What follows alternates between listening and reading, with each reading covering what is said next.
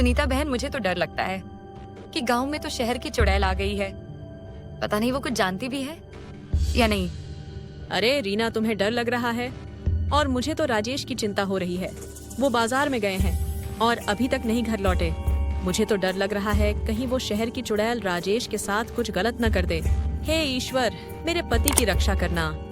सुनीता बहन, तुम चिंता मत करो, ईश्वर हमारे साथ है। तो अच्छा बहन, मैं चलती हूँ, वरना रात हो गई तो मुझे भी डर लगने लगेगा।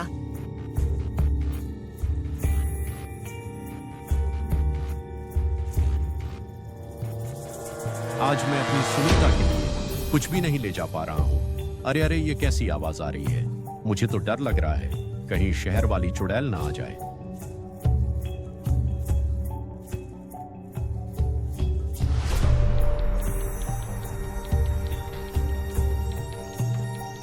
अरे अरे चुड़ैल, मुझे मत खाना प्लीज। मेरी अभी अभी शादी हुई है, मुझे छोड़ दो। मैंने तुम्हारा क्या बिगाड़ा? और राजेश को शहर की चुड़ैल अपने साथ ले जाती है और राजेश चिल्लाता जा रहा था, बचाओ मुझे, नहीं तो ये चुड़ैल आज मुझे खा जाएगी। और इधर सुनीता राजेश का इंतजार कर रही होती है। चिंता करते करते वो सोचती है, हे भगवान, कहीं राजेश को चुड़ैल तो नहीं उठा ले गई। मुझे तो डर लगने लगा है कि चुड़ैल राजेश का पता नहीं क्या करेगी। मैं अब गांव में जाती हूँ, शायद किसी को पता हो कि वो कहाँ है। और वह गांव की तरफ जाने लगती है। अरे रामू भाई, मेरे पति आज सुबह से गायब है। मुझे तो ऐसा लगता है कि शायद शहर की चुड़ैल ने मेरे पति को पकड़ लिया है। रामू भाई, मेरी मदद कर दो, पता नहीं मेरे पति किस हालत में हो गए। अरे सुनीता, चिंता मत करो, मैं कुछ करता हूँ। अभी तो हम गांव में चलते हैं, तब हम उस शहर की चुड़ैल को देखेंगे।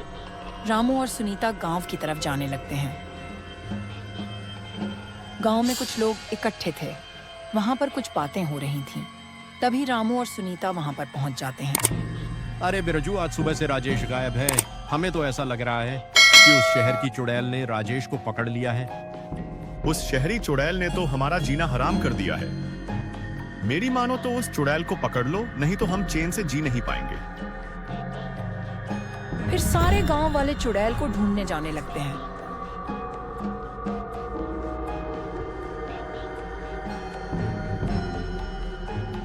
लोग चुड़ैल को इधर उधर देख रहे थे।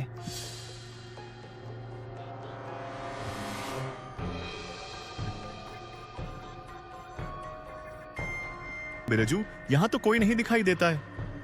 अब पता नहीं राजेश को चुड़ैल कहाँ लेकर गई है। अब तो राजेश का भगवान ही मालिक है। सुनीता, अब रात होने को है। मेरी मानो तो राजेश को कल ढूंढेंगे। और गांव वाले कुछ समय तक देखते भी हैं कि शायद राजेश की कोई आवाज भी आए। कुछ समय इंतजार करते हैं और वहां से जाने लगते हैं। और सुनीता बहुत ही दुखी हो गई कि अब उसका क्या होगा। रात के समय शहरी चुड़ैल आती हैं। वह देखती है कि बिरजू सो रहा है। वह उसे सोते हुए ही ले जाती है और उसे एक गुफा में छोड़ दिया। तभी उसकी नींद खुली। हाय रे, मार दिया रे। कौन है? अरे अरे, ये तो चुड़ैल है। मुझे छोड़ दो, मैंने तुम्हारा क्या बिगाड़ा है? मुझे छोड़ दो प्लीज। और बिरजू बड़बड़ाता ही रह गया, लेकिन चुड़ैल उसकी एक नहीं सुनती है और वहां से चली जाती है।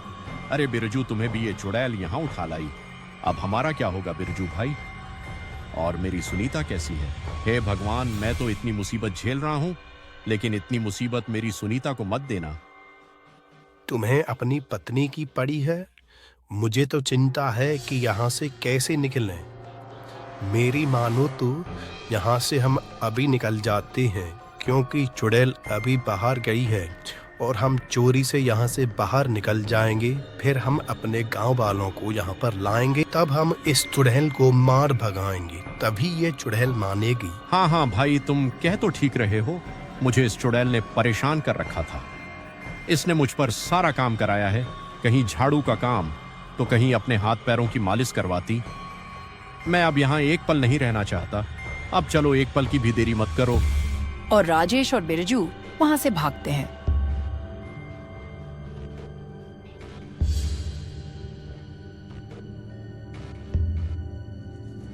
वहां से भागते भागते अपने गांव में आते हैं। वो दोनों इतने घबरा जाते हैं कि वो ढंग से बोल नहीं पाते हैं। अरे भाई वो देखो, बिरजू और राजेश आ रहे हैं। कहाँ? अरे राजेश, तुम ठीक तो हो? तुम इतने दिनों तक कहाँ थे? तुम्हारी पत्नी सुनीता का तो रो रो कर बुरा हाल है। मैं अब क्या बताऊं? मुझे तो शहर की चुड़ैल ने पकड़ कर रखा था। न कुछ खाने को देती, नहीं कुछ पीने को। मेरा तो बहुत ही बुरा हाल कर दिया था। हम सभी गांव के लोगों ने सोच कर रखा है। मैं एक भूत का मेकअप करवाऊंगा, तब उसे बताऊंगा कि हम भी गांव के लोग हैं। उसे मैंने भी नहीं बताया तो मेरा भी नाम स्वामी नहीं। फिर सारे गांव के लोग स्वामी पर मेकअप करते हैं और उसे एक खतरनाक भूत बना देते हैं। स्वामी का मेकअप इतना खतरनाक दिख रहा था कि उसे कोई भी देखे वह डर जाएगा। स्वामी उसी गुफा में जाता है जहाँ चुड़ैल रहती थी।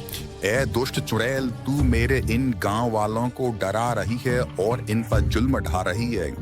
तू मुझे जानती नहीं है कि मैं कौन हूँ। मैं इस गांव का देवता हूँ और ये गांव वाले मुझे पूजते हैं। तू मुझसे बचकर जा नहीं सकती, मैं तुझे छोड़ूंगा नहीं। और वह वहाँ से दुम दबाकर भाग जाती है। स्वामी भाई, तुम तो वास्तविक में बहादुर हो। तुमने हम सभी को उस शहर वाली चुड़ैल से बचा लिया। हम सभी तुम्हारे एहसान युक्त है, नहीं तो वो हम सभी को एक एक करके उठा ले जाती। और सारे गांव के लोग बहुत ही खुश हो गए।